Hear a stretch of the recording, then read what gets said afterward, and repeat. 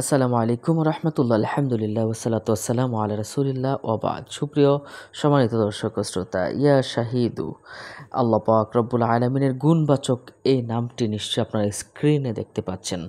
ইয়া শাহিদু এই নামের অর্থ হলো সাক্ষ্যদাতা, উপস্থিত সত্তা, দ্য উইটনেস। এই নামের যে কি পাওয়ার, কি ফজিলত, আসুন এই বিষয়টা একটু জেনে নিই। আল্লাহ পাক নিজেই পবিত্র কোরআনে বলেছেন, ওয়ালিল্লাহিল আসমাউল হুসনা ফাদউহু বিহা। আল্লাহ সুন্দর সুন্দর নামে তোমরা ডাকো। আর সেই নামে ডাকলে আল্লাহ পাককে খুব দ্রুতই পাওয়া যায়। যারা জ্ঞানী বুদ্ধিমান তারা তো এই নামসমূহে আল্লাহ পাককে ডেকে পেয়েছেন। আর যারা পেয়েছেন তাদের দেওয়া আমল দিয়ে আপনাদেরকে আজ সাজিয়েছি এই ভিডিওটা। আমাদের সাথে থাকুন, ভালো লাগলে সাবস্ক্রাইব করে রাখুন এবং শেয়ার করে দিন। দেখুন, প্রথম যে আমলটা নিয়ে আপনাদের সামনে হাজির হয়েছি, এই আমলটা একটু একটু করে আপনারা জেনে নিন।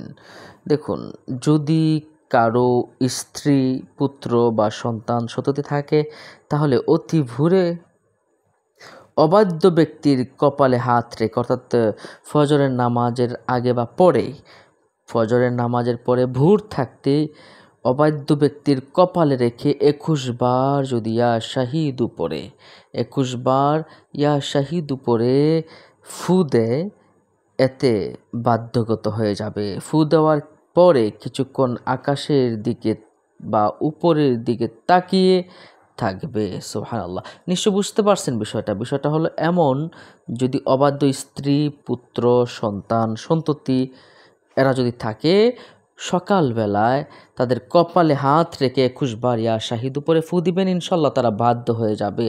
এরপরের আমলটা দেখুন, গুরুত্বপূর্ণ আমল। আমলে কোরআনী নামক একটা গ্রন্থ এসেছে। নাফরমান, বেয়াদব সন্তান বা স্ত্রীর সামনের চুল ধরে 1000 বার পরে ফু দেওয়া, তাতে বেয়াদবি ও নাফরমানি দূর হয়ে যাবে। যদি কেউ 1000 বার না পারে, যতবার পারে ততবার পড়লেও হয়ে যাবে। ইয়া শাহিদু চুল ধরে 1000 বার পড়ুন, আর দেখুন ইনশাল্লাহ সেই ছেলেটা ভালো হয়ে যাবে।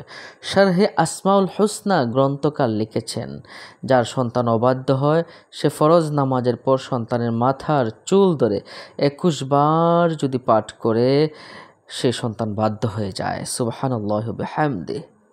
তাহলে কতবার পড়তে হবে? চুল ধরে, ফরজ নামাজের পরে মাথার চুল ধরে 21 বার পড়লে সন্তান বাধ্য হয়ে যায়। শরহে আসমাউল হুসনা গ্রন্থকারে কিন্তু এটা উল্লেখ করেছেন। আরেকটা বিষয় দেখুন, আংটিতে খোদাই করে ইয়া শাহিদু, আংটিতে যদি খোদাই করে ইয়া শাহিদু লিখে ধারণ করেন, খুব জনপ্রিয়তা পাবেন, সমাজে আপনার সম্মান পাবে।